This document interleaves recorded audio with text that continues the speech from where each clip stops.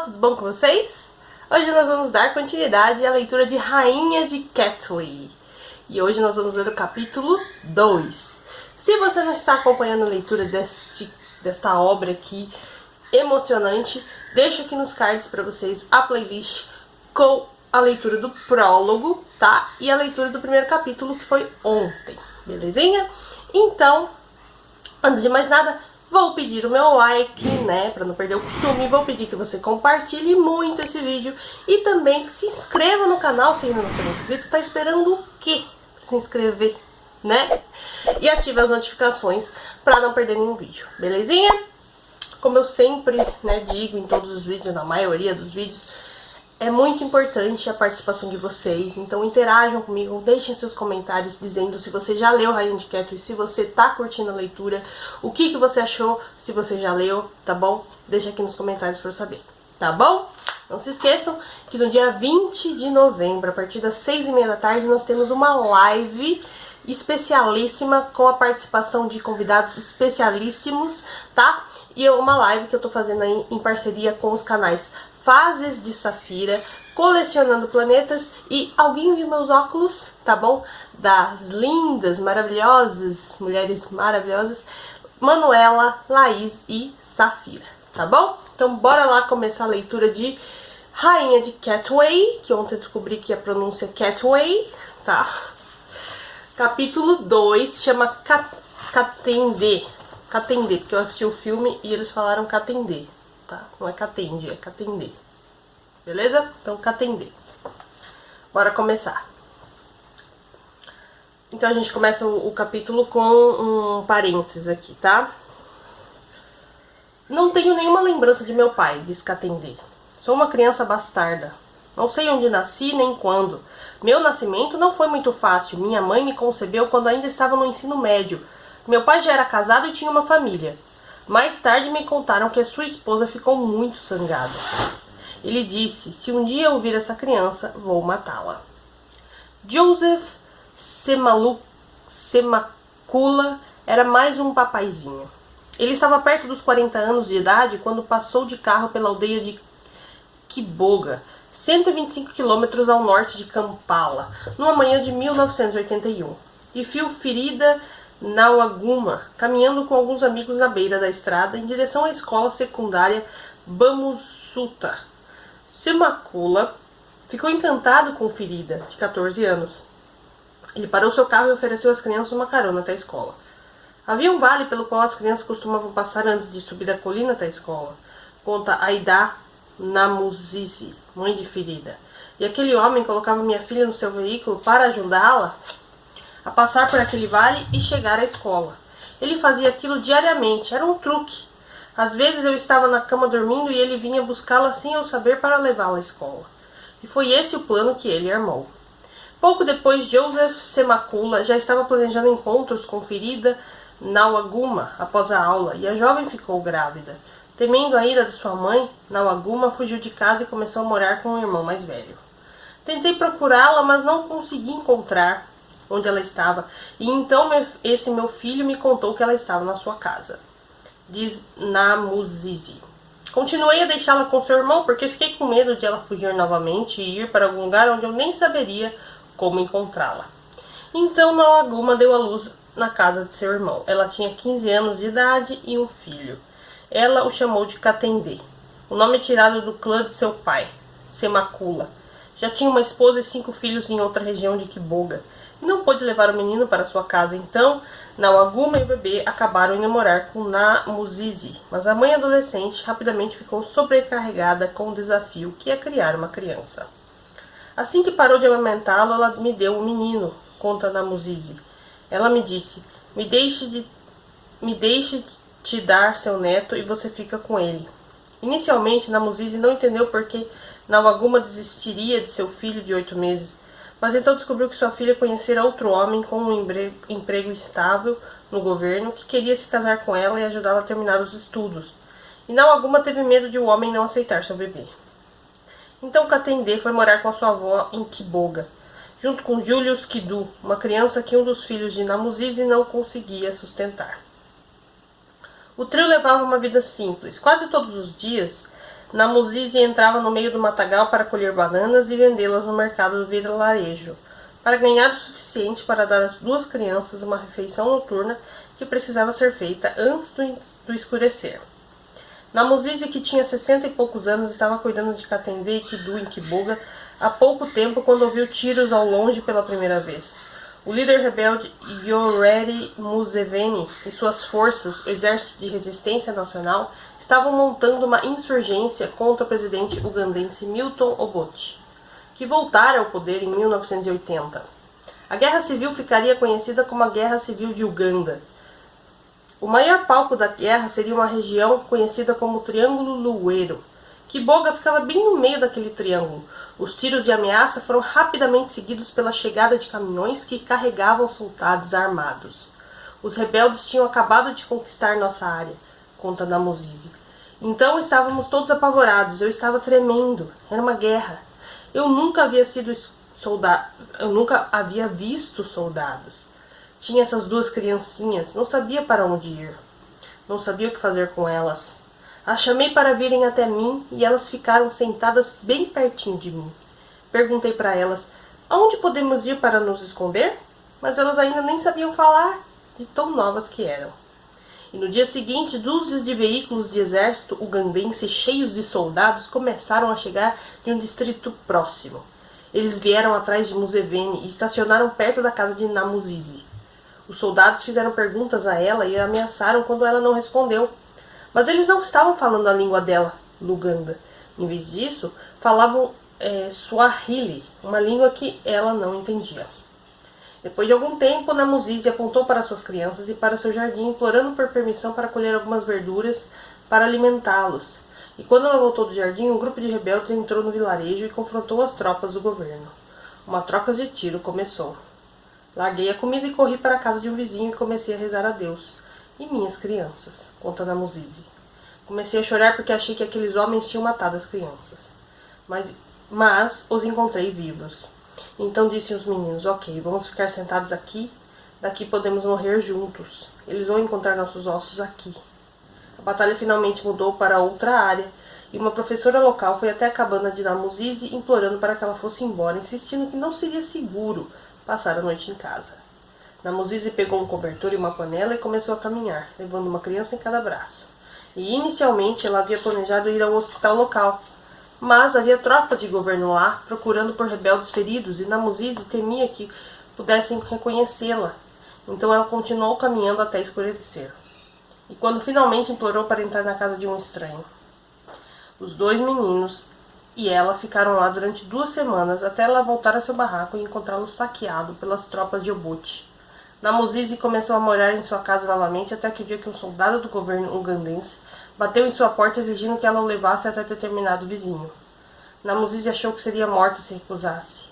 Uma vez que ela caminhava lentamente em direção à casa do vizinho, os soldados atiraram na direção de seus pés para fazê-la andar mais rápido. E Namuzizi conta. Na manhã seguinte, um parente veio e me disse, você sabe que esse lugar não é favorável a gente. Viu como você quase morreu por nada? Precisamos ir ficar com outro tio. Eu vou primeiro tentar descobrir onde fica o esconderijo dele, e se encontrá-lo, volto para buscar você e a gente fica com ele. Ele voltou mais tarde e ordenou, vamos imediatamente. Namuzizi deixou Kiboga com as 2 crianças, Katende e Kidu. Eles se depararam com bloqueios de ambos os lados da guerra, mas finalmente chegaram até o tio em território rebelde. Eu estava com as 2 criancinhas e estávamos correndo com os rebeldes no meio do matagal, relembra Namuzizi. Eu tinha uma peça de roupa que costumava levar comigo para ajudar a cobrir as crianças. Eles dormiam numa parte dela e eu usava outra para cobri-los. Se chovia, então simplesmente chovia na gente até parar de chover. Costumávamos procurar capim para usar no lugar de folhas de chá e comíamos frutos do mato. As crianças eram pequenas demais para entender qualquer coisa. Balas passavam acima de nossas cabeças e tudo que elas perguntaram a ela, você tem comida? Namuzizi, Katende e Kidu ficaram na selva sob a proteção dos rebeldes durante 2 anos, se mudando constantemente seguido os movimentos de tropa. A gente podia acampar numa região por algum tempo, mas aí os rebeldes nos diziam que os soldados do governo estavam indo e eles nos mandavam nos esconder em outro lugar. Às vezes andávamos 10 ou 11 quilômetros de uma vez, mas eu precisava correr para salvar nossas vidas. Estava sempre apavorada e costumávamos rezar juntos a sério, porque eu sabia que podíamos morrer a qualquer momento. Finalmente, um dia, os rebeldes começaram a atirar para o alto. Quando Namuzizi perguntou o que estava acontecendo, os rebeldes lhe contaram que haviam conquistado o Triângulo Luero. As tropas do governo haviam cedido a área e agora era seguro voltar para sua casa em Kiboga. Quando voltamos à aldeia, as pessoas nos cumprimentavam como se fôssemos fantasmas, conta Namuzizi. Era como se tivessem concluído que estávamos mortos. E toda vez que refugiados de guerra voltavam a Kiboga, lhes mandavam se registrar com o governo numa tentativa de determinar quem continuara vivo. Virida Nawaguma, que estava trabalhando como enfermeira no hospital de Kiboga, descobriu que sua mãe e filho haviam voltado. Usando seu uniforme de enfermeira, ela foi encontrá-los de bicicleta no cartório. Inicialmente, Nawaguma passou pedalando direto por Katendê, nenhum dos dois se reconhecendo, mas quando Nawaguma viu sua mãe, ela sabia qual dos dois garotos devia ser seu filho. Nawaguma soluçou de tanto chorar ao correr até Katendê, erguendo-o com alegria e o abraçando. O jovem menino não tinha ideia de quem era a mulher, até ela dizer: "Meu filho, achei que você estava morto." Segurando seu filho no colo pela primeira vez em 3 anos, Nawaguma o levou para dentro do cartório para registrá-lo. "Este é Katendê", disse Nawaguma ao oficial. "Robert Katendê." Foi a primeira vez que Katendê ouviu seu nome. Durante o ano seguinte, Robert continuou a viver com sua avó, raramente vendo a mãe, mesmo ela morando a menos de 2 quilômetros de distância. Era um filho bastardo e o marido da sua mãe não permitia que Robert fosse à sua casa. Depois de a guerra terminar, Namuzizi voltou a vender bananas para ganhar um escasso sustento. Às vezes ela viajava para Kampala de caminhão para vender sua fruta aos vendedores nos mercados ao ar livre da cidade. E como ela não podia pagar uma escola para Robert e Julius, e eles choravam se ela os deixasse sozinhos em casa, ela os levava consigo. Os 3 viajavam em cima das bananas na caçamba do caminhão, e quando precisavam ir ao banheiro, Robert jogava uma banana por cima na frente do caminhão da estrada para sinalizar o motorista. Aquelas viagens foram o primeiro contato de Robert com a vida moderna na cidade. E Robert conta: "Descobri que você toca numa parede e uma luz acende. Você toca na parede de novo e uma luz apaga. Pensei, como isso é possível?" Outra vez, durante um dos comuns apagões de Kampala, Robert perguntou à sua avó: "Quando a eletricidade acaba, como é que os carros continuam a funcionar?" Nawaguma acabou por deixar seu marido e 4 filhos e se mudou para Kampala, para a favela de Nambulabi, em busca de uma vida melhor. Ela também parou de trabalhar como enfermeira, esperando ganhar mais dinheiro junto com sua mãe, indo de Kiboga até a capital e voltando, fornecendo bananas para os mercados de Kampala. E durante uma das viagens de Robert para Kampala, Nawaguma disse a Namuzizi: "Deixe o menino aqui para ele poder começar a estudar." Robert precisou de algum tempo para se ajustar à sua nova vida na cidade. Ele nunca usara sapatos antes, mas sua mãe insistiu para que ele usasse sandálias para não cortar seus pés nos cacos de vidro e outros restos que sujavam a favela. O menino reclamou amargamente da sensação de seus pés nas sandálias. "A parte entre os dedos me machuca", reclamava Robert com sua mãe. E Nawaguma dava valor à educação e mandou Robert para a escola, onde ele começou a aprender inglês. Criado falando apenas Luganda, o idioma mais falado em Uganda, Robert precisou de um tempo para alcançar as outras crianças que já estavam na escola havia vários anos, mas com o tempo ele começou a se igualar ao nível delas. "Minha mãe ficou orgulhosa de mim, especialmente da minha matemática", revela Robert. "Eu me saía muito bem com os números."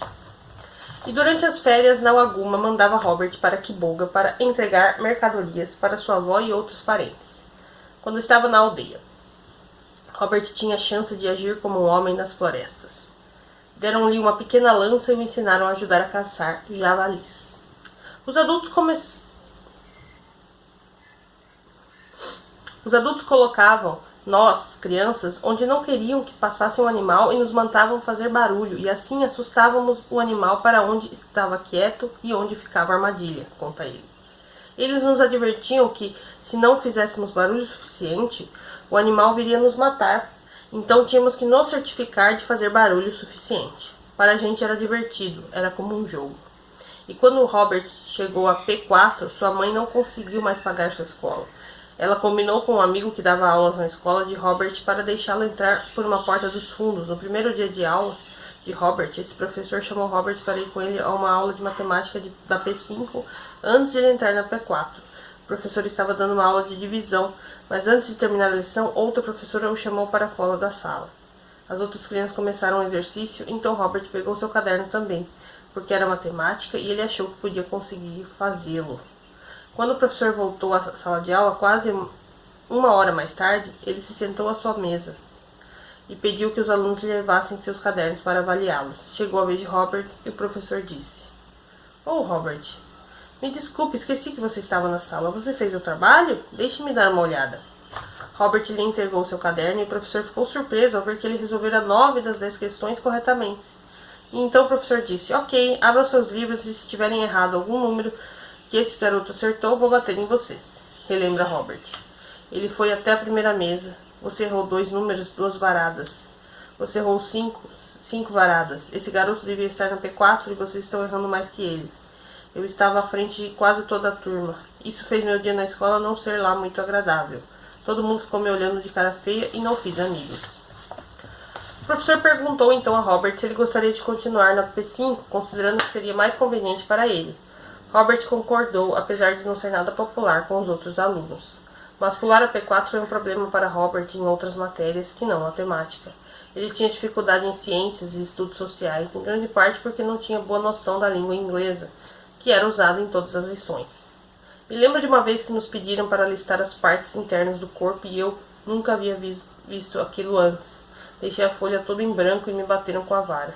E no teste seguinte, dos estudos sociais, não quis entregar a prova em branco, então escrevi qualquer coisa que pensei. Não entendi a pergunta, mas escrevi presidente Museveni. Para outra pergunta, escrevi simplesmente Kampala. Qualquer coisa que viesse à minha cabeça só para preencher os espaços. Na P3, Robert tinha sido o primeiro da turma. Na P5, ele estava entre os últimos. E naquela época, sua mãe havia se casado novamente e dado à luz a outra criança. Nawaguma e seu novo marido estavam vendendo madeira e ela estava prosperando financeiramente. Quando Robert se aproximou da P6, Nawaguma começou a planejar mandá-lo para um colégio interno, por não se sentir confortável com ele numa casa cheia dos filhos de outro casamento de seu marido. Quando Nawaguma e Robert passeavam pela favela, ela tinha dificuldade em convencer as pessoas de que era a mãe de Robert. Achavam que ela era sua irmã mais velha, por ainda ser tão jovem. E com o tempo, os dois se aproximaram muito. A princípio eu não sabia o que era uma mãe ou o que uma mãe devia fazer, mas sempre que estávamos juntos, eu sabia que era uma sensação boa, diz Robert. Tínhamos uma conexão e comecei a sentir um grande amor por ela, porque eu estava tendo uma vida bem melhor. Um mês antes do final da P5, em 1990, Robert, então com 8 anos de idade, estava estudando para os exames finais quando a sua mãe começou a ir regularmente para o hospital. Ela andava doente havia vários meses e tentara diversos tratamentos, incluindo ervas locais e um curandeiro, para combater uma possível praga lançada sobre ela pela esposa vingativa do pai de Robert. Finalmente, os médicos diagnosticaram a doença de Nawaguma como câncer de mama avançado, e Robert notou que um dos seios de sua mãe foi quase totalmente removido de seu corpo. Namuzizi veio de Kiboga para cuidar de sua filha. Um dia depois da escola, Robert estava brincando na favela enquanto a sua mãe estava no hospital se tratando, quando um amigo chegou até ele e lhe contou que sua mãe havia morrido. Tudo que lembro é que fiquei chocado, conta Robert. Parei de brincar e apenas saí correndo, chorando, até chegar em casa e ver a minha avó lá, também chorando. Ela disse: "Katendê, meu filho, com quem você vai ficar?" No funeral de sua mãe, na aldeia natal de seu pai em Mubango, a 20 quilômetros de Kampala, Robert se aproximou lentamente do caixão de Nawaguma. Cheguei perto dela e parecia que ela estava só dormindo, então a sacudi e tentei acordá-la. Quando ela não acordou, chorei o mais alto que pude. Eu estava desesperado. Tinha tanta coisa passando pela minha cabeça. Tive vontade de me matar. Quando as pessoas colocaram minha mãe debaixo da terra, soube que era o fim. Eu havia perdido tudo o que tinha. Quando ela morreu, achei que seria o meu fim. Deitada num leito de hospital, dias antes de sua morte, Nawaguma fez seu último pedido a sua prima Jacente. Eu sei que vou morrer, disse Nawaguma a Jacente. Tenho 5 filhos e acabei de dar à luz ao 6º. Sei que esse 6º vai ser cuidado pelo pai. Até para os outros 4, o pai deles estará lá. Mas estou me sentindo tão mal por meu filho Robert, e não sei como vai ser para ele quando eu morrer. Estou pedindo a você que, se puder fazer alguma coisa, não permita que Robert volte a morar com minha mãe em Kibuga. Se deixar Robert voltar para lá, ele vai terminar apenas caçando animais. Acho que foi esse pedido que transformou a minha vida, diz Robert. Por causa daquele pedido, minha tia Jacente teve pena de mim. Quando o funeral de Nawaguma terminou, Jacente ainda não havia resolvido o que fazer, mas as palavras de sua falecida prima ficavam se repetindo na sua cabeça. Ela olhou para o menino sem camisa e de calças rasgadas e foi até ele e disse: Robert, vou levar você para minha casa. Você vem. Jacente já cuidava de 12 crianças, 6 dela e 6 órfãos que moravam no alojamento decrépito no seu quintal. Ela e seu marido viviam confortavelmente num bairro de classe média em Kampala. Jacente trabalhava num banco e seu marido tinha um emprego no governo. Quando Robert foi para a casa de Jacente, ele entrou numa sala, afundou num sofá confortável com um tapete debaixo dos pés descalços e ficou 2 horas fascinado pela primeira televisão a cores que tinha a chance de ver. E quando chegou a hora de jantar, lhe serviram um prato com carne e cenouras, mas como ele não sabia o que eram cenouras, não as comeu. Depois do jantar, ficou tão triste que fui até o quintal e chorei, porque não sabia o que estava acontecendo em seguida, o que aconteceria em seguida. Conta ele. Mesmo que a casa fosse boa, não me sentia muito inseguro. Não me lembro de como melhorei. Durante semanas, Robert perguntou a Jacente por que sua mãe foi tirada dele. Ele não conseguia parar de pensar que forças do mal estavam envolvidas. E quando ela morreu, me convenci de que foi porque a esposa de meu pai foi até o feiticeiro e roubou uma praga nela. E sentia naquela época que se eu visse aquela mulher, a mataria, mesmo que isso significasse eu também ser morto. Eu estava pronto para ir, não conseguia encontrar aquela mulher e não tinha como descobrir onde ela estava. E eu era tão pequeno que nem sei se conseguiria matá-la. Se teria conseguido matá-la, mas o meu coração me dizia com todas as forças para fazê-lo. Em seu testamento, Nawaguma deixou dinheiro suficiente para pagar 2 anos de escola para seu filho. Robert voltou a P5 para terminar suas provas, mas não conseguia se concentrar de tanta tristeza. E quando ele recebeu o boletim da P5, viu que estava em 66 entre os 72 da sala. Robert disse para si mesmo: não pode ser. E no dia em que Robert recebeu seu boletim, andou 2 quilômetros até o centro da cidade. E ele foi caminhando em vez de pegar um ônibus, para ter dinheiro bastante para comprar uma caneta vermelha. Robert estava determinado a melhorar de posição. A tinta vermelha da caneta que ele comprou era um tom mais claro que era usada para escrever as notas. Mas Robert foi em frente e rabiscou em cima de um dos 6, indo de 66 a 6º. Então dobrou seu boletim e foi para casa. Robert estava morando com sua tia Jacente. Havia apenas cerca de 3 semanas e estava nervoso pela reação dela em seu boletim. Ele o colocou sobre a mesa de jantar e imediatamente saiu da sala. Quando Jacente olhou o documento, ela notou imediatamente que ele havia sido alterado. Ela confirmou suas suspeitas ao examinar as notas individuais de cada matéria e percebeu que não fazia sentido. Ela chamou Robert na sala e perguntou: o que aconteceu com seu boletim? Como assim? Perguntou Robert, ficando mais ansioso. O que aconteceu com o seu boletim? Titia, me desculpe, eu rabisquei meu boletim. Me conte por que e me traga uma vara. Primeiro Robert correu para o barracão e pegou seu boletim na P3. Em seguida buscou uma vara. Ele estava com a vara numa das mãos e o boletim na outra. Jacente dizia a Robert que iria bater nele, não porque ele saíra mal na escola, e sim porque alterara seu boletim. Robert implorou por perdão, mostrando a Jacente como ficar em primeiro lugar na P3, explicando que havia pulado a P4, lembrando-a de que fizera as provas finais dias após a morte da sua mãe.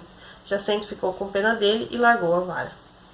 Durante as férias escolares, Robert e os outros órfãos acordavam às 4 da manhã para viajar até a fazenda da família, a fim de fazer o que é conhecido localmente como a escavação. Eles trabalhavam nos campos o dia todo, fazendo aragem e cultivando com enxadas e cortando a grama com foices, tentando não se deparar com as cobras venenosas que habitam as fazendas de Uganda. Eles cavavam até anoitecer e dormiam, os 6 juntos, numa pequena cabana. Frequentemente faziam isso durante uma semana antes de juntar comida suficiente para levar para casa para o resto da família. Katendê se revelou um menino trabalhador e obediente, conta Jacen. Se você lhe desse uma tarefa, ele nunca dizia que estava cansado como os outros faziam. Ele sempre terminava seu trabalho a tempo. Sempre que Robert e os outros órfãos voltavam da escavação, eram lembrados pelos outros filhos de Jacen de que órfãos estavam uma classe abaixo da hierarquia da casa. Em vez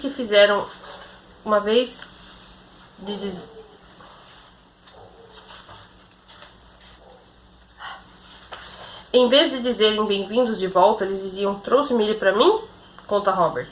Então você vai para fora da casa e chora e aguenta.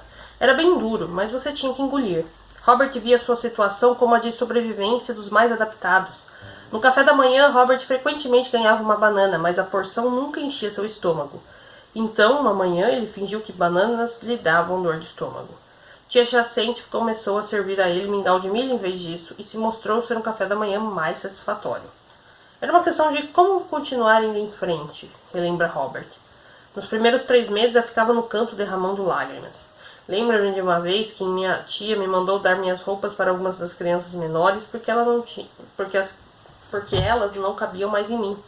Eram roupas que minha mãe tinha comprado para mim no centro da cidade, então foi difícil para mim, quando criança. Eu sabia que aquelas roupas jamais seriam substituídas. E depois daquilo, eu só tinha uma camisa que usava todo dia e fiquei conhecido como o garoto da camisa vermelha.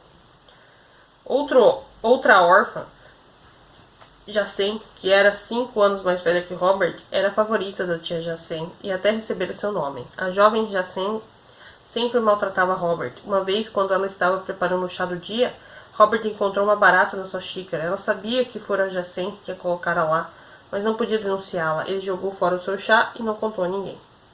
Não gosto de me lembrar dessa época, diz Robert.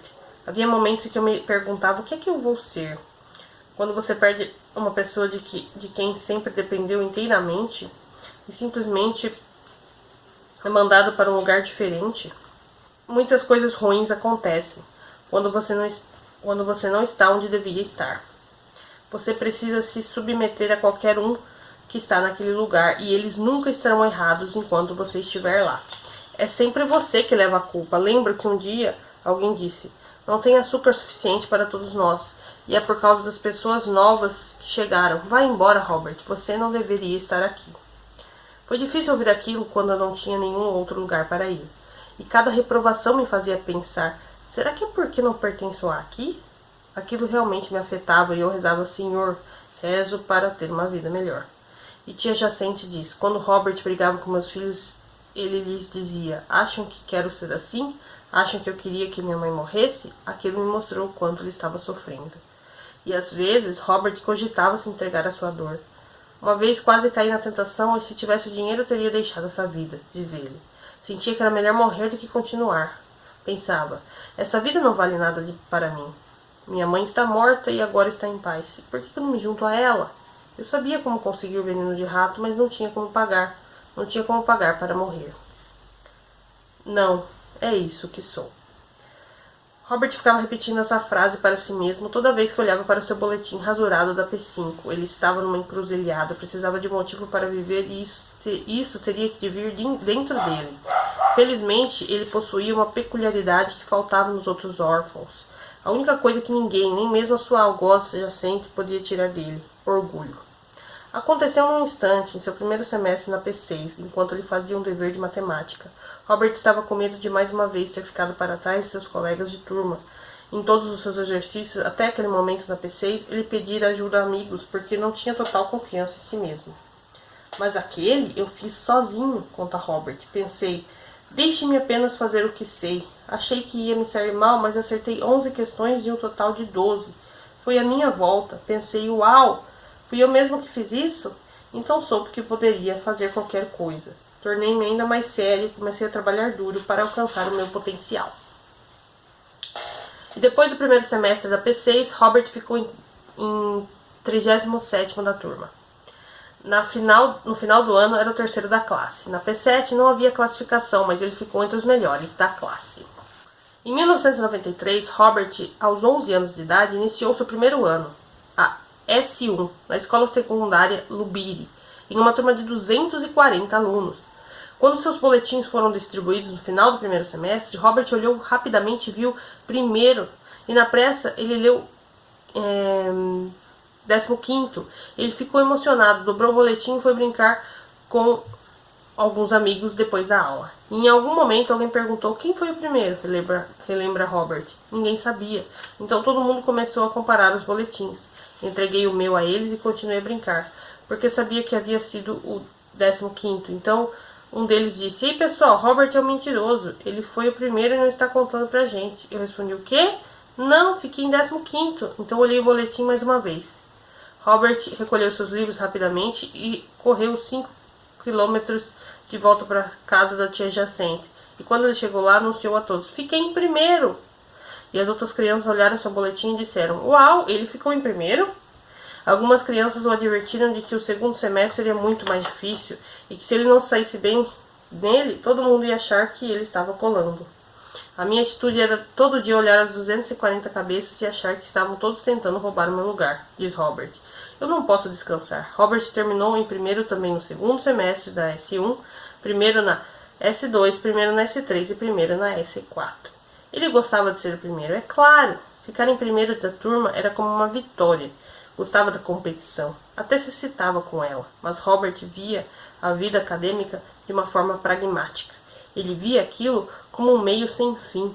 Conquistou aquelas notas tanto para as outras pessoas, mortas e vivas, quanto para si mesmo. Matemática e ciências lhe traziam satisfação, não lhe traziam alegria. Apenas uma competição lhe trazia alegria. Apenas uma competição ajudava-o a espantar seus demônios. Apenas uma competição o ajudava a escapar da verdade. Apenas uma competição era tudo para ele mesmo. Futebol. Quando Robert Catendê corria pelo campo de futebol, sentia como se estivesse fugindo dos seus problemas, deixando-os para trás, e quando ele fazia um gol, bem era sua felicidade pessoal. Jogar futebol era a única coisa que o fazia parar de pensar completamente na miríade de problemas em sua vida. E quando eu estava crescendo, o futebol foi o que me trouxe meus momentos mais felizes, disse Robert. Sempre que eu estava no campo de futebol, era a única ocasião em que eu sentia paz. Robert havia jogado pela primeira vez quando criança em Quiboga, quando ele e sua avó voltaram para lá após a guerra. A bola de futebol era feita de folhas secas de bananeira presas por cipós. Robert e alguns amigos faziam 2 pilhas de tijolos ou tiravam suas camisas para usá-las como traves. Então não fazia ideia de como era um gol de futebol de verdade. Geralmente jogavam num complexo de terra do vilarejo, cheio de árvores no meio do campo, que atuavam como zagueiros extras, quando chegava a hora de escolher o time. Os amigos de Robert sempre queriam jogar no seu. Eu era muito pequeno e rápido e sempre usava a perna direita para chutar. Tinha um amigo próximo e o admirava porque ele sabia chutar com as 2 pernas. Eu tentava imitar esse garoto e chutei com o meu pé esquerdo e caí feio. Então eu acreditei que a minha perna esquerda nunca conseguiria aprender a chutar bola. Então uma vez estava jogando e bati na bola com a perna esquerda e fiz um gol. E ali mesmo deixei a partida. Fui correndo direto para a casa contar para minha avó que fizera um gol com o pé esquerdo. E quando Robert foi para acampar, suas bolas de futebol tornaram-se caixas de leite amolecidas por água quente, enchidas de ar e fechadas com elástico. Quando a bola batia no arame farpado que cercava o pátio da escola, ela estourava e a partida acabava. Robert levava uma bola pequena dessas na sua mochila, e ele e seus colegas jogavam nos intervalos e na hora do almoço. E quando Robert chegou a S5, já tinha a reputação de ser um dos melhores jogadores da escola. Os amigos de Robert falaram ao coordenador de esportes da escola sobre ele, mas quando o coordenador foi recrutá-lo para o time da escola, Robert recusou porque não tinha chuteiras e nunca jogara com uma bola de futebol de verdade. Ele tinha medo de machucar seus pés descalços ao chutar uma bola de verdade. Também quando o coordenador o bateu com a vara, Robert mudou de... Mas quando o coordenador o bateu com a vara, Robert mudou de ideia. Em seu primeiro jogo, Robert, único no campo que jogava descalço, fez o único gol numa vitória de 1-0 para seu time. Virei uma celebridade na escola, era um herói, todos o colégio gritavam meu nome. Um prolífico goleador, Robert explicava humildemente a seus colegas de time. Existem 2 gols no campo. Eu cuido do ataque. Vocês todos cuidam da defesa. Robert chegou a fazer 6 gols na mesma partida. Ele até aceitava pedidos para fazer gol. Se 3 alunos nos pedissem para fazer um gol, eu fazia um para cada um deles, conta Robert. Às vezes eu marcava e corria para a lateral do campo até a pessoa que pedira o gol e dizia a ela: esse foi seu gol. E uma vez a escola ofereceu um engradado inteiro de refrigerantes se eu marcasse. Então marquei e dividi o engradado de 24 refrigerantes com todo o meu time. A jogada preferida de Robert era equilibrar a bola nos dedões de seu pé descalço, como de uma colher, chutá-la para cima da cabeça de um zagueiro despercebido e chegar sozinho até o goleiro. E um dia ele chegou na aula e viu que seus colegas haviam feito um desenho dele no quadro negro. E no lugar de seu pé direito ele havia desenhado uma colher. Então o apelido de Robert tornou Kajiko, a colher.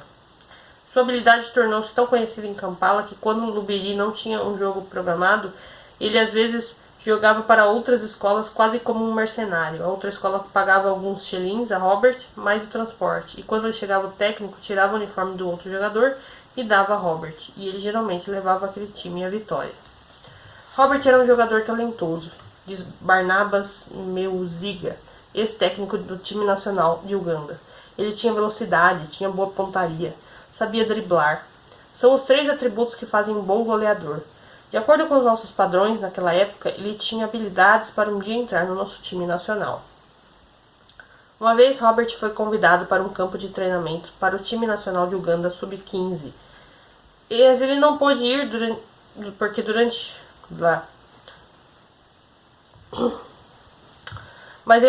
ir porque foi durante as férias e tia Jacente insistiu para que ele fosse escavar.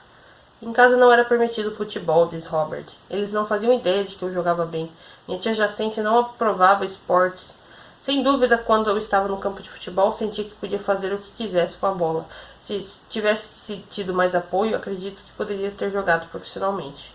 Robert assistia a Copa do Mundo a cada 4 anos e as TVs de Uganda mostravam transmissões dos jogos de Bundesliga na Alemanha. Aos sábados, com o marido de tia Jacente, Amir, estudando cada movimento de jogadores como Jürgen Klinsmann e Jude Wöhler. Eu tinha essa visão na qual me via subindo um vale até um lindo campo verde de futebol, como os que só se vê em sonho, e estavam todos jogando muito bem, e eu me lembro de poder me juntar a outras pessoas e jogarmos partidas para valer, e de eu fazer gols. Sempre me perguntei onde ficaria esse campo, mas sabia com certeza que não era em Uganda, porque nós não temos campos como aquele. Sempre ansiei por aquilo e sabia que talvez pudesse acontecer. O futebol permitia que Robert sonhasse, dava-lhe alegria, tornou-se a sua identidade.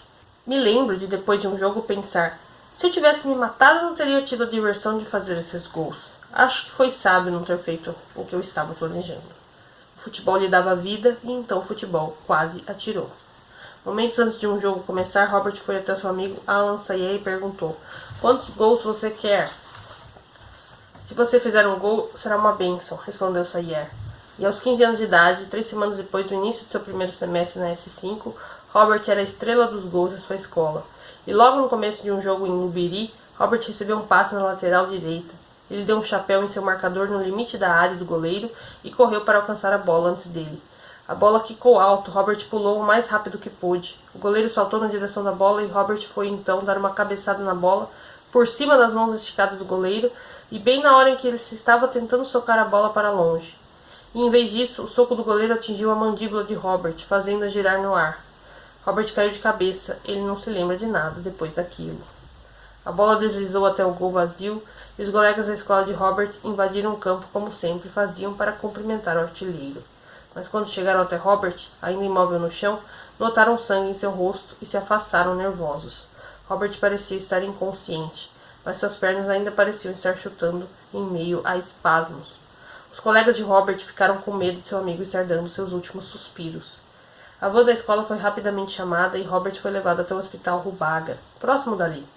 Os médicos do local não eram bem preparados para a gravidade da lesão de Robert, então fizeram com que ele fosse levado a Mulago, o hospital do governo. A condição de Robert era tão grave que nem gastaram tempo transferindo para uma ambulância. A avó da escola voou entre as ruas congestionadas e o motorista buzinando loucamente para abrir caminho entre o trânsito lento de Kampala. Ao chegar a Mulago, Ele já havia entrado em coma. Os médicos fizeram o possível para ajudá-lo a continuar vivo. Antes daquele ano escolar começar, Robert havia sido forçado a deixar a casa da tia Jacente porque ela se aposentara e não podia mais sustentar os órfãos. Robert voltara a morar com sua avó, que se mudara para a favela Kazubi, em Kampala, e ao ouvir os rumores sobre mais uma insurgência rebelde em Kiboga. E no dia do acidente de futebol, Namuzizi ficou esperando Robert chegar em casa, mas ele não voltou. Mulago ligara para a tia Jacen. Em vez disso, ela se recusou a ir ao hospital, com medo de que poderia encontrar lá. Fiquei com muito medo de ir, porque disseram que ele não iria sobreviver, conta Jacen. Pedi a eles que procurassem outra prima minha e deixá-la cuidar dele, porque eu já havia avisado Robert para parar de praticar esportes e agora olha o que aconteceu. Diz tia Des.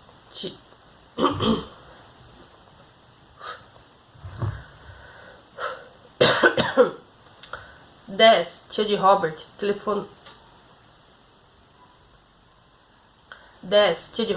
recebeu um telefonema do Hospital Mulago por volta das 8 da noite.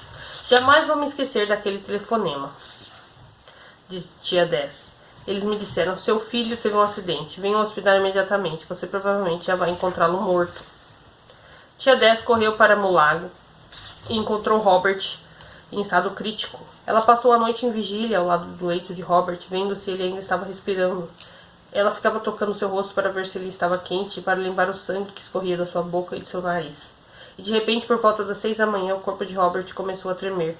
Ele saiu do coma numa dor agonizante. Não fazia ideia de onde estava. Acordei naquela manhã seguinte e vi um teto, conta Robert. Minha última lembrança era do campo de futebol na escola. Então achei que talvez estivesse numa sala de aula, mas percebi que não tínhamos uma sala com um teto como aquele. E quando Robert olhou ao seu redor, viu sua tia Des, uma professora da Luburi, e diversos médicos de branco. Ele também notou que seu uniforme de futebol estava coberto de sangue. Onde estou? Perguntou Robert. Como cheguei aqui? Quando tentou se sentar, sua mandíbula começou a latejar de tanta dor. Os médicos começaram a injetar analgésicos em sua corrente sanguínea e correram com ele para tirar raio-x. Ele sofrera fraturas múltiplas na mandíbula. Os médicos fizeram então uma cirurgia para fechá-la e depois da operação, Robert escutou uma das enfermeiras perguntar: Nossa, aquele garoto está vivo? Achamos que ele ia morrer com certeza. E naquela mesma manhã, na assembleia da escola, Lubiri, o diretor, começou com um anúncio sobre Robert dizendo: Más notícias. E antes de ele conseguir terminar, gemidos vieram da multidão de alunos que acharam que Robert havia morrido. Então o diretor continuou: Sabem que Robert, nosso jogador de futebol, se machucou gravemente e está internado em Mulago. As aulas foram canceladas e quase 100 alunos fizeram caminhada por Kampala até o hospital Mulago para ver se Robert ainda estava vivo. Ficaram surpresos ao encontrá-lo acordado em condições razoavelmente boas, apesar de não conseguir falar porque sua mandíbula estava imobilizada. Robert tinha alguns amigos na escola que eram cristãos renascidos e um deles perguntou a ele: Robert, você é tão talentoso, é um bom jogador de futebol, é bom matemático, é melhor da classe. Deus lhe deu tantos dons, então por que não é salvo? Achamos que estava morto, continuou outro aluno. Só agradecemos a Deus por estar vivo. Mas Robert sabe por que ainda está vivo? Se tivesse morrido, para onde teria ido? Ninguém sabe o dia nem a hora em que vai morrer. Por que não se salva?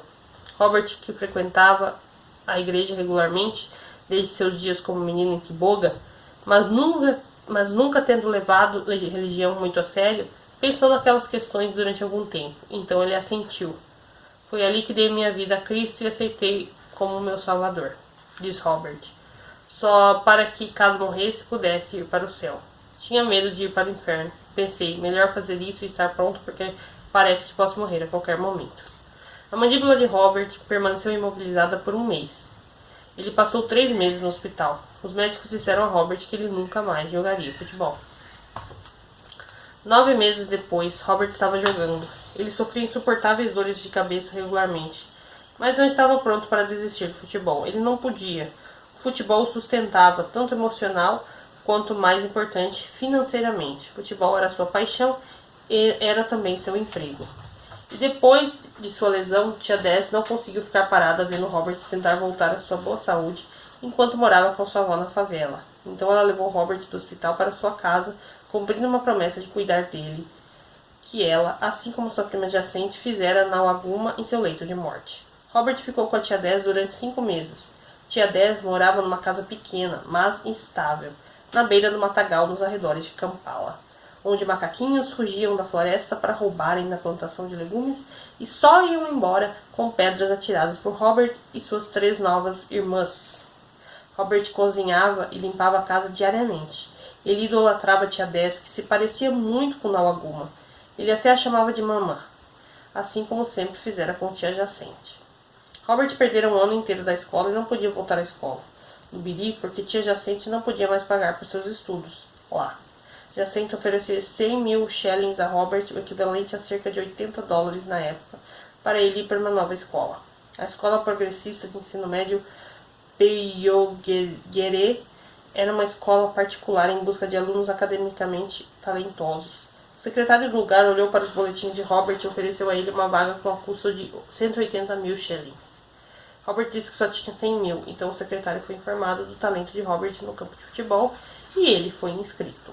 E naquela escola, Robert organizou um time de futebol que competiu com outras escolas pela primeira vez. E quando chegou o segundo semestre da S5, os alunos poderiam se candidatar a posições de liderança, mas a escola não permitia que os alunos de diurnos participassem. O diretor não queria mudar as regras, mas reconheceu o potencial como líder de Robert. Então o convidou para se juntar ao internato da escola.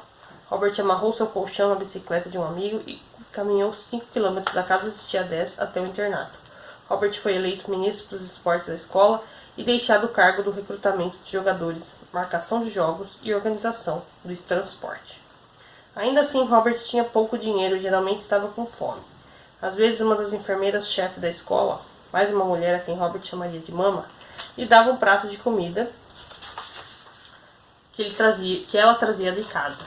O diretor da escola começou a admirar tanto Robert e lhe disse: "Se ficar sem açúcar, venha até mim."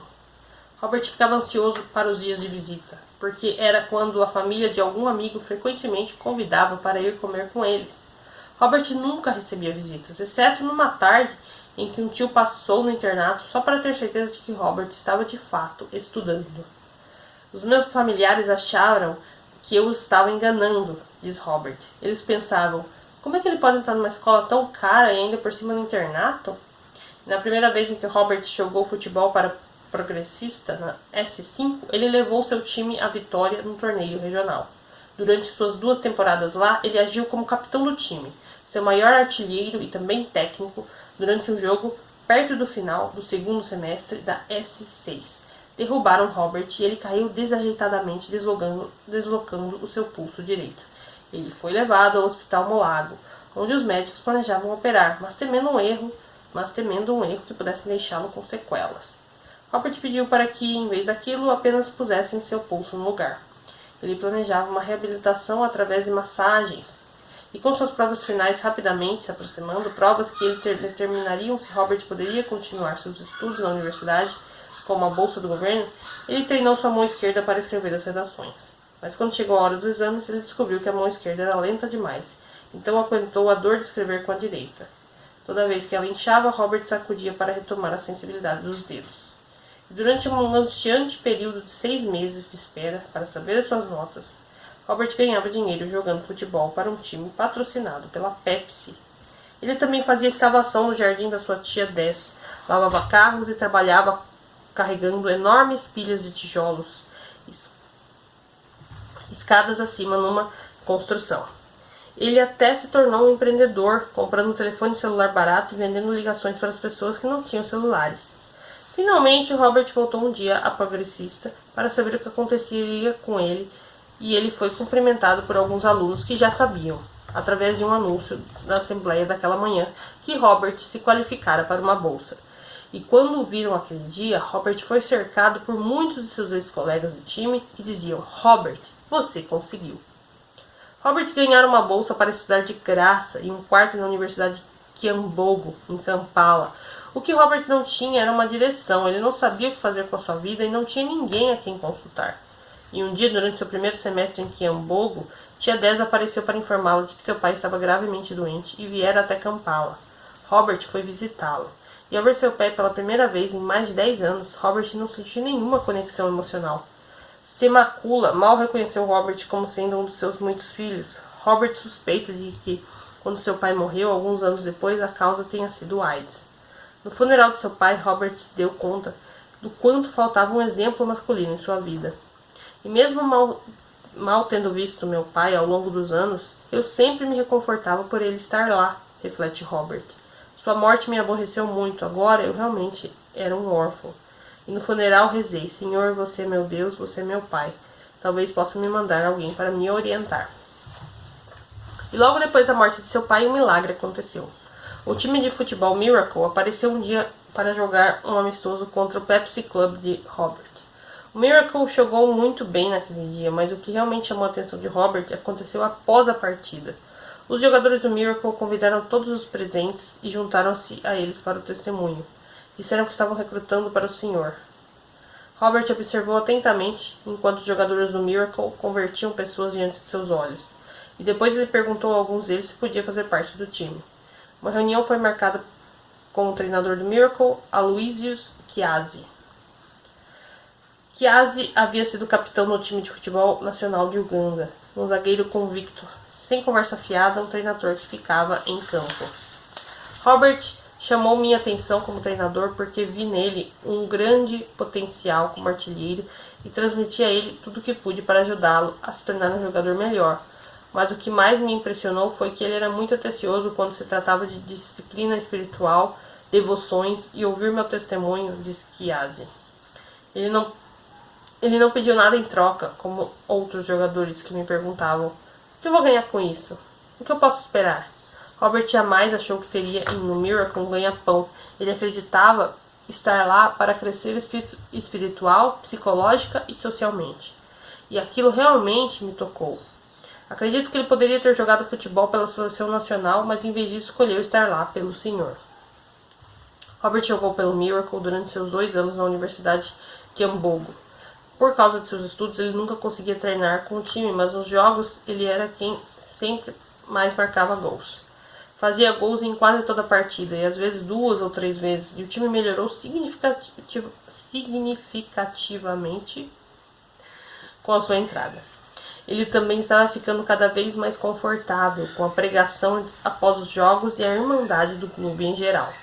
Jamais vou me esquecer de um intervalo em uma partida com o Miracle, quando Aloysius pôs as mãos nos meus ombros e me puxou para perto dele, conta Robert. Ele estava dizendo palavras de encorajamento, e naquele momento senti que havia encontrado um lar. Quando Robert se tornou em Kyambogo, aos 20 anos de idade, com diploma em engenharia civil, haviam-lhe permitido um emprego na Companhia Nacional de Água de Uganda, porque ele estagiara lá como engenheiro. No entanto, quando ele foi ao escritório da companhia pedir emprego, lhe disseram que não havia mais vagas disponíveis. Mais uma vez, Robert não tinha onde morar. Ele precisava sair de seu dormitório na universidade e não queria voltar para a casa de tia Dess, porque lá não havia empregos estáveis. Ele tinha uma pequena mesada da universidade por seu treinamento industrial, então pôde alugar um quarto. Robert possuía pouco mais do que uma colher, um garfo, um colchão e um cobertor. E depois de alguns meses, Robert já estava com dificuldades para arranjar dinheiro para comer. Depois de seus jogos com Miracle, Chiazzi dava a Robert dinheiro do táxi, mas ele ia para casa a pé para poder comprar comida. Na véspera do Natal de 2002, Robert estava no limite. Ele queria visitar sua tia Dess só para estar o mais próximo possível da família, que ainda lhe restara. Mas não tinha dinheiro para a viagem até lá. Ele não tinha o que comer.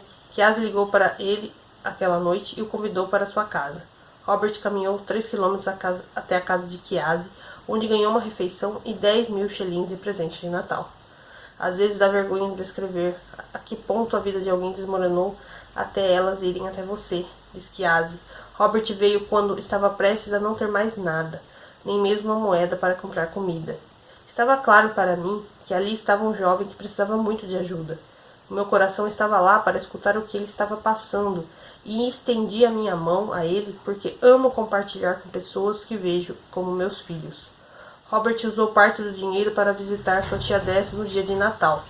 A família estava se divertindo e alguns estavam bebendo cerveja, e me deram uma, diz Robert. Como cristão renascido, não pude beber a cerveja, mas não queria que ficassem decepcionados por eu não aceitar a cerveja, então fiquei com ela. Fui para casa com a garrafa porque não podia jogá-la fora. Em pouco tempo, o dinheiro de Natal de Robert acabou. Eu tinha muita fome e sede e perguntei a mim mesmo: o que eu posso fazer? Não podia beber água porque não podia fervê-la sem querosene. E não tinha dinheiro caso ficasse doente. Estava em um dilema. Então vi uma coisa. Vi a cerveja e eu falei: Senhor, posso tomar essa cerveja? Eu tinha escutado alguns cristãos dizerem que se estiver prestes a morrer, você precisa fazer o que puder para sobreviver. Fiquei sentado no meu quarto sozinho e pensei: Senhor, vou beber essa cerveja. Coloquei-a na minha caneca e olhei durante um tempo. Então apenas fechei os olhos e a engoli toda. No dia seguinte, Robert reciclou sua garrafa vazia por 2 mangas que o sustentariam durante os próximos dias. E foi naquele momento, quando Robert exaurira todos os recursos e estava começando a perder as esperanças, que Kiasi lhe disse que queria que Robert fosse a uma entrevista num sacerdócio americano chamado Sports Outreach Institute, uma organização que trabalhava para dar alívio e educação religiosa para as pessoas mais pobres do planeta através do esporte. Kiasi trabalhava para o Sports Outreach e treinava o Good News Football Club, que ministrava após os jogos, assim como o Miracle, e Robert encontrara seu salva-vidas. Vi Robert chegando ao cargo como um material bruto que Deus precisava que fosse preparado, relata Kiasi. Ele não era um servo de Deus na época em que chegou a mim. Não. Ele era um menino. Precisava ser moldado e guiado e direcionado. Quando fomos chamados para servir, deve haver um processo e então mais tarde ascendemos. Depois de quase 1 ano sob a tutela de Kiasi, o menino se tornou um homem. Robert se tornara Katendê novamente. Katendê e Kiasi faziam um bom time. O artilheiro e o zagueiro, Kiasi se tornou mentor de Robert, seu pai substituto. Kiasi o ensinou a ensinar. Katendê estudava cada movimento de Kiasi, como ele construía relacionamentos, uma enorme paciência, como ele solucionava os problemas. Katendê se lembra de um dia, durante sua partida de futebol, em que uma jogada violenta aconteceu. Kiasi parou o jogo, reuniu os jogadores e deixou claro, sem levantar a voz, que jogadas irresponsáveis e perigosas não seriam toleradas. Katendê admirava como, sempre que Kiasi falava, ele capturava a atenção de todos ao seu redor. Gradualmente, Katendê aprendeu como conquistar aquele nível de respeito. Katendê também admirava a extraordinária compaixão de Kiasi. Nos dias de pagamento, Kiasi às vezes dava 3.000 shillings a Katendê, mesmo sabendo que ele só deveria ganhar 1.000. Depois do treinamento de Katendê terminar em 2003, ele foi contratado para instituir um programa para crianças na favela de Catway, que envolvia ministrar através do futebol. O Sports Outreach preparava um plano para o projeto. Kiasi ensinara os tópicos a Katendê, mas ele sempre ressaltara que no Ministério por Esportes existe espaço para as improvisações. Disse a Katendê que ele precisaria se ajustar constantemente às necessidades das crianças. Katendê nunca tinha ido ao distrito de Nakere, em Catway, onde seria realizado o projeto. E no seu primeiro dia lá, ele chegou com uma das 2 bolas de futebol vermelhas novas em folha, fornecidas pelos Sports Outreach. Caminhando pelos becos da favela, com aquelas bolas nas mãos, Katendê atraiu crianças curiosas que o seguiam até o lixão que havia sido escolhido como campo de futebol improvisado. A princípio havia apenas algumas crianças jogando, mas a novidade, o treinador com bolas vermelhas novas, rapidamente se espalhou. E rapidamente 60 crianças de todas as idades apareciam toda a tarde para jogar futebol com Katendê. Os jogos eram seguidos pelo testemunho, durante o qual Katendê pedia para alguns dos garotos compartilharem as dificuldades pelas quais estavam passando em suas vidas. E ele compartilhava histórias de seu próprio passado. E no final de cada sessão, Katendê distribuía pequenos pedaços de cana-de-açúcar às crianças que ele pagava do próprio bolso. O projeto estava cheio de crianças da rua, crianças que não frequentavam a escola, muitos eram órfãos. Algumas não tinham onde morar. Todas as suas maneiras estavam desesperadas por alguma orientação. Algumas dessas crianças foram um desafio no começo, mas eu tinha certeza de que conseguia lidar com qualquer tipo de mau comportamento, porque tinha vivido na situação em que elas estavam vivendo, afirma Katendê. Falei a elas que não as julgaria, e sim as amaria. Descobri que se você as tratasse com respeito, podia abrir seus corações. Aprendi a nem sempre fazer o que eu achava melhor, e sim a seguir a direção das crianças. Achava que estava lhes ensinando, mas elas também estavam me ensinando. Depois de cerca de um ano comandando o projeto, Katendê estava preocupado por algumas crianças não participarem dos jogos. Ivan Mutessaricira estava entre as crianças que ficavam assistindo nas laterais do campo todo dia. E certo dia, Katendê perguntou a Ivan: por que não está participando do jogo? Ninguém liga se você não for muito bom ou não. Estamos só aprendendo. Treinador, respondeu Ivan. Tenho medo de futebol porque eu já me machuquei antes e poderia facilmente quebrar os ossos e não tenho dinheiro para pagar remédios. Katendê soube que era hora de improvisar, como Kiasi sugeria. Foi quando me perguntei: essas crianças não se interessam por futebol? Como posso envolvê-las? Eu só precisava de uma plataforma sobre a qual construir um relacionamento. E como no futebol, precisava poder jogar com eles para fortalecer aquela confiança. Durante cerca de um mês, Katendê pesou outras opções. Ele considerou damas, o jogo de tabuleiro. Mas isso era considerado coisa de apostadores. Pensou em corrida de revezamento, mas chegou à conclusão de que rapidamente se tornariam monótonas. Pensou em basquete, mas não tinha bola e nem a cesta. Quando pensou no que havia de disponível, Robert teve uma ideia. Um jogo tão estrangeiro que não existia palavra para descrevê-lo no idioma local. Uma ideia tão estranha que ele se perguntou se ao menos seria possível. Perguntei a mim mesmo: será que isso pode funcionar? Relembra Katendê. Com a escolaridade que tem e o meio em que vivem, será que essas crianças realmente conseguem jogar esse jogo? E aí a gente conclui então a leitura do capítulo 2. Emocionante, né, gente? A gente vê a história aí do Robert Katendê, que foi o cara lá que inspirou a Fiona Montese a jogar xadrez. E a gente vê desde o nascimento dele até esse momento da vida aí que ele tá nessa circunstância aí de ajudar essas crianças da favela de Catway, né? Tá bem legal, gente. Achei bem legal, alguns momentos bem emocionantes aqui, a morte da mãe, que ele fica naquele conflito, naquele drama, né, e tal. E aí ele até menciona aqui naquele momento que ele fala: ainda bem que eu não fiz o que eu tava planejando fazer, né, e tal. Olha como que são as coisas, né, gente? É muito legal essa ver desse ponto de vista e saber que isso é uma história que de fato aconteceu, é real, né? Isso que é o mais legal de tudo. Então a gente vê a superação, a gente vê a pessoa dando a volta por cima, né? Mesmo com todas as dificuldades, né? E essa parte que ele menciona, tá com fome, também pega bem, né? É bem chocante, é bem pesado. Mas é isso, gente. Eu espero que vocês estejam gostando da leitura de Rainha de Catway. E amanhã eu volto então com a leitura do terceiro capítulo, Pioneiros, tá bom? Deixa aqui nos comentários pra eu saber o que vocês estão achando da leitura. Se você já leu, comenta aqui pra eu saber, tá bom? Deixa meu like, compartilha, se inscreve no canal se não for inscrito. E é isso, gente. Eu volto amanhã então. Beijo. Tchau.